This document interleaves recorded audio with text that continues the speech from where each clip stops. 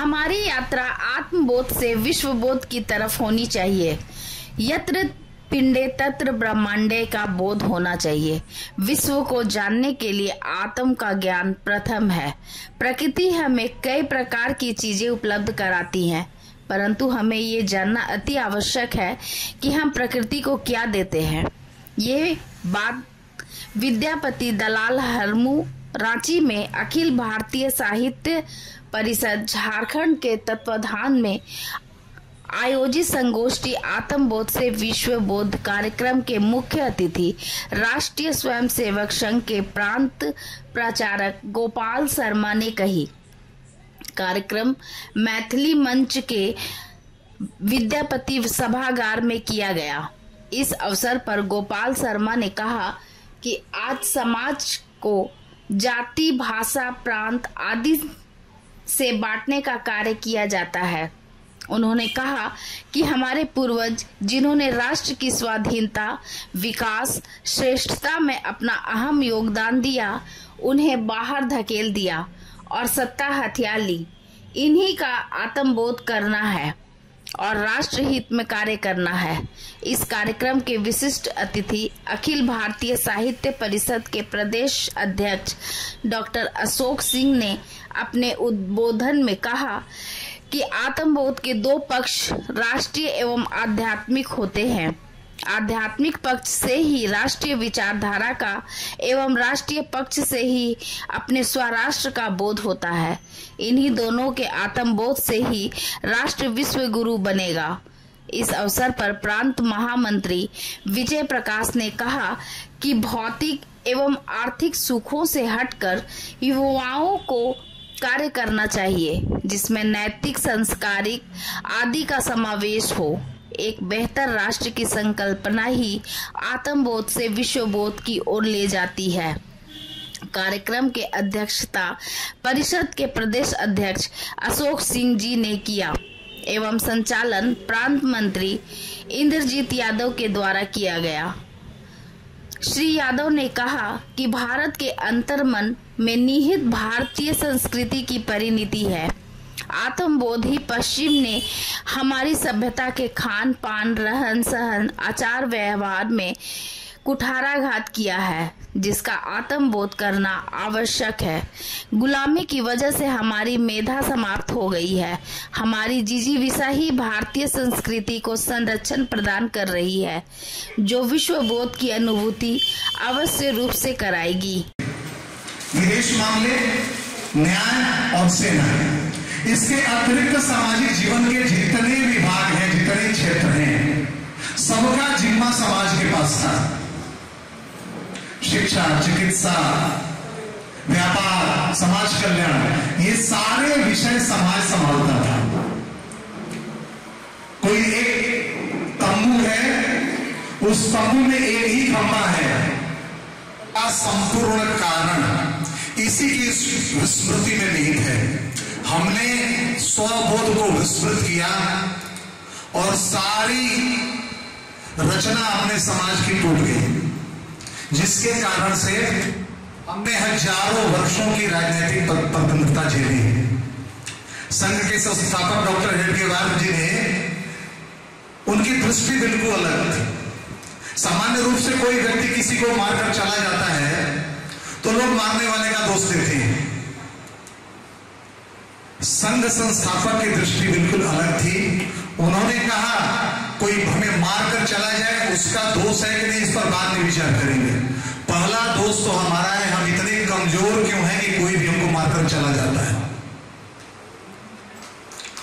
Doctor साहब के बारे में एक बात कही जाती है कि डॉक्टर साहब जन्मजात देशभक्त थे, लेकिन उनके जीवन चरित्र पर आप विचार करेंगे तो आपको ध्यान में आएगा कि डॉक्टर साहब जन्मजात डॉक्टर थे। डॉक्टर केशवराव बलराम हेडगेवार जी, उनको डॉक्टरी की डिग्री, एमबीबीएस की डिग्री तो 25 साल की अवस्था मिली होगी, लेकिन जन्म से ही, जब से उन्होंने होश संभाला, तब से उन्होंने भारत माता की नाड़ी का परीक्षण करना प्रारंभ कर दिया था। हमारी मां बार बार बीमार क्यों हो जाती है, कमजोर क्यों हो जाती है? और उस नाड़ी परीक्षण के बाद, समीक्षा के बाद उन्होंने निष्कर्ष निकाला विभिन्न आधारों पर बटा हुआ हिंदू समाज, मूल कारण यही है भारत की दुर्दशा का। हम किसी दूसरे को दोष नहीं दे सकते। तो उन्होंने सबसे पहला प्रयास किया कि हमारा स्वबोध, हमारा आत्मबोध जागृत हो, क्योंकि हमारा स्व विश्व में सर्वश्रेष्ठ है। हम इसका अहंकार नहीं रखते, लेकिन इसका स्वाभिमान तो रख सकते हैं। हमने पूरे विश्व का नेतृत्व किया, लेकिन अपनी गलतियों के कारण हम अपना सब कुछ गंवा बैठे। हमारी इतनी समकालीन संस्कृतियां थी, वे सभी काल के प्रवाह में समा गई। ये सारी संस्कृतियां शक्ति पर आधारित थी। भारतवर्ष की संस्कृति धर्म पर आधारित थी। प्राचीन काल में राजाओं का जब राज्याभिषेक होता था, आप राज्याभिषेक संस्कार पढ़ेंगे तो उसमें वर्णन है कि पुराना राजा नए राजा को राजदंड समर्पित करता था। राजदंड देते समय नए राजा से उद्घोष कराया जाता था, अदंडोस्मि अदंडोस्मि अदंडोस्मि, अर्थात मैं अदंड हूं, मैं सबको दंड या पुरस्कार दे सकता हूं, मुझे कोई दंडित नहीं कर सकता। छोटा राजा, छोटे राजा का राज्याभिषेक इसी पद्धति से होता था और आवश्यक भी था। उसके अंदर संप्रभुता का भाव जगे, इसके लिए आवश्यक है। राज्याभिषेक संस्कार के अंतिम चरण में राजपुरोहित आते थे और उस नए राजा के माथे पर एक फूलों से बने दंड से प्रहार करते थे धीरे से, और वो कहते थे, राजपुरोहित कहते थे, धर्मदंडोसी धर्मदंडोसी धर्मदंडोसी, अर्थात राजदंड तुम्हें प्राप्त हो गया, लेकिन याद रखना तुम्हारे ऊपर भी धर्म का दंड है और धर्म के बताए मार्ग के अनुसार ही तुम्हें शासन करना है। विदेश मामले, न्याय और सेना, इसके अतिरिक्त सामाजिक जीवन के जितने विभाग हैं, जितने क्षेत्र हैं, सबका जिम्मा समाज के पास था। शिक्षा, चिकित्सा, व्यापार, समाज कल्याण, ये सारे विषय समाज संभालता था। कोई एक तंबू है, उस तंबू में एक ही खंभा है, वह खंभा क्षतिग्रस्त होगा, पूरा तंबू गिर जाएगा। बढ़ा दिया विचार। ये भारतवर्ष की नारी शक्ति है, उसका समर्पण, उसका त्याग। अनेक कथाएं, उर्मिला की कथा, कैकेयी की कथा, जिसने संसार का तमाम कलंक अपने ऊपर लेकर संसार का कल्याण किया। तो आप चाहेंगी तो यह परिवार बचेगा या राष्ट्र बचेगा। देश में दो प्रकार की धाराएं चल रही हैं। एक धारा 1947 तक भारतवर्ष को गजवाए हिंद में बदलने का इरादा रखती है, और एक धारा 1947 तक भारत को विश्व गुरु के आसन तक ले जाना चाहती है। कौन सी धारा प्रबल होगी, ये हम सबके हाथ में है। हमको अपने पुरुषार्थ से इस धारा को इतना मजबूत करना है, इसके प्रवाह को इतना तीव्र करना है कि वह राष्ट्र विरोधी धारा उसी में समाहित हो जाए, समाप्त हो जाए। अब हमारे कर्तव्य निर्वहन की जिम्मेवारी है, हमारे ऊपर दायित्व है। हम सोए हुए समाज को जागृत करेंगे। समाज का जो हिस्सा जग गया है, उसका जागरण बना रहे। तो समाज की एक दिक्कत है, जैसी अनुकूलता आती है वो सो जाता है, तो वह सोए नहीं, जगा रहे। इस सब की महती भूमिका हम सबको निभानी है। गौतम बुद्ध कहा करते थे, अपदीपो भव, रोज रोज कोई बताने नहीं आएगा, अपना प्रकाश स्वयं बनो। जहां जैसी भूमिका की आवश्यकता है, राष्ट्र हित में हम करेंगे। बड़े परिवर्तन हमारे ही पुरुषार्थ से पिछले 2 दशकों में हुए हैं और होने वाले हैं। आज जितने प्रकार के सामाजिक, सांस्कृतिक, राजनीतिक परिवर्तन पिछले 10 वर्षों में आप हम सब देख रहे हैं, उन सबके पीछे इसी विचारधारा का, हिंदू समाज के इसी जागरण का आधार है। सबसे बड़ा कारण वही है। इसको और मजबूत करेंगे तो धीरे धीरे जो विश्व की सामरिक शक्ति, आर्थिक शक्ति हम बनते जा रहे हैं, क्रमशः तीसरे दूसरे पहले स्थान पर जाएंगे।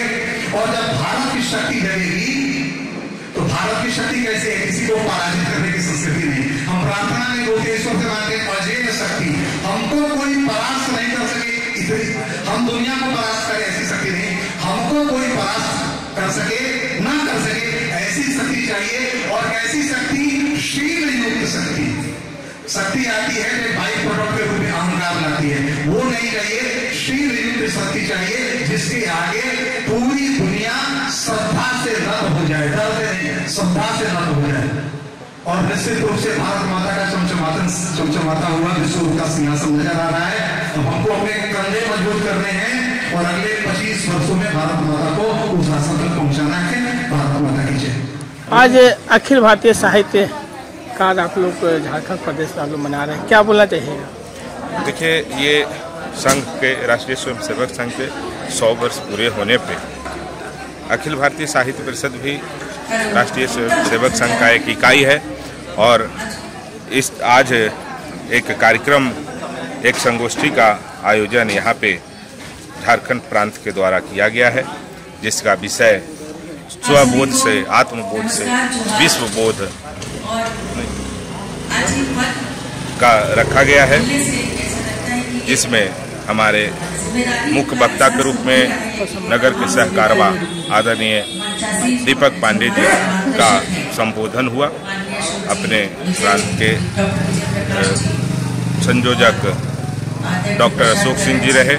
नए कार्यकारिणी का गठन हुआ, जिसमें डॉक्टर राजश्री जयंती जी को रांची जिला का अध्यक्ष बनाया गया है और उनकी संपूर्ण कार्यकारिणी की घोषणा की गई। अपना परिचय। इंद्रजीत यादव, प्रांत मंत्री, अखिल भारतीय साहित्य परिषद। परिषद साहित्य का आज आपको जिला का सचिव के रूप में मनोनीत किया गया, क्या बोलना चाहिएगा? ये हम लोग बोलना ये चाहेंगे कि पहले से भी ये चल रहा है और आगे भी चलेगा और आगे चलता रहेगा। ये 3 साल का कार्यकाल दिया गया है और जो हमें भरोसा के साथ ये हमें जो पद दिया गया है उस पद को हम बेखूबी निभाएंगे और जिस तरीक़ा से माध्यम से पता चलेगा क्या क्या कार्यक्रम करना है, क्या कार्यक्रम होना है, जिस तरीक़ा से वो हम आगे करने का कार्य करेंगे। इतना सा आपको भाग दौड़ व्यवस्था का शेड्यूल रहता है, फिर भी समाज पे आप लोग एक युवाओं के कहीं न कहीं भागीदारी ज़्यादा होता है। जीवन में प्रत्येक आदमी का कुछ ना कुछ काम है, घरेलू काम है, लेकिन आपको देश हित सोचना होगा। जब तक आप देश हित के बारे में नहीं सोचेंगे तो कल आपका नहीं चल पाएगा। आज हमारा 100 साल होने जा रहा है, ये 100वां साल हम लोग मनाए जा रहे हैं और सब लोग अगर यही सोच के चलता कि सिर्फ हमारा घर है, द्वार है, तो आगे नहीं बढ़ पाता। इसलिए सभी युवाओं को हम ये कहते हैं कि इस चीज़ में, इस तरह के कार्यक्रम में आप रहिए ताकि आगे लोग को भी जानकारी मिले और इसमें बढ़ चढ़ के हिस्सा लें। अपना परिचय सर। मेरा नाम विशाल कुमार है और हम बहुत लंबे समय से पार्टी में ये सब में मैं रहा हूँ और एक्टिव में ही रहा हूँ, लेकिन मुझे पद नहीं मिला। इस बार सबको लगा कि इन्हें पद कुछ दिया जाए ताकि और भी कुछ काम किया जाए, तो इसलिए मैं पद में मिला मुझे। और मैं ऐसे हाई कोर्ट का एडवोकेट भी हूँ। मैडम, आपका साहित्यकार परिषद का आपको एक जिला अध्यक्ष के रूप में मनोनीत किया गया, क्या बोलना चाहिए इसके लिए? सबसे पहले तो आपके चैनल के माध्यम से तमाम जो दर्शक हैं उनको मैं बहुत बहुत शुभकामनाएं और आभार भी प्रकट करना चाहती हूँ। और तमाम जो हमारे रचनाकार सखी है और सखा है, उन सब की जो शुभकामनाएं हैं उनको भी मैं बधाई और शुभकामनाएं प्रेषित करती हूँ कि आज मुझे इस पद पर कि अखिल भारतीय साहित्य परिषद का जिलाध्यक्ष नियुक्त किया गया है। और इसमें मुझे एक जिम्मेदारी का एहसास तो है ही, लेकिन ये जिम्मेदारी तभी पूरी होती है जब सारे सहयोगी और जो प्रांत के अध्यक्ष जी हैं, महामंत्री हैं, प्रदेश के मंत्री हैं, इन सारे लोगों का, उपाध्यक्ष का, इन सारे लोगों का सहयोग बहुत ही एक सीढ़ी के तौर पर हमें चाहिए कि जिससे हम ये सीढ़ी दर सीढ़ी चढ़ते जाए और जो इसकी मंजिल है अखिल भारतीय साहित्य परिषद की कि एक राष्ट्र विचारधारा से हम जुड़े, तो उस मंजिल को हम पाएंगे। अपना परिचय। मैं डॉक्टर राजश्री जयंती, रांची महानगर जिलाध्यक्ष।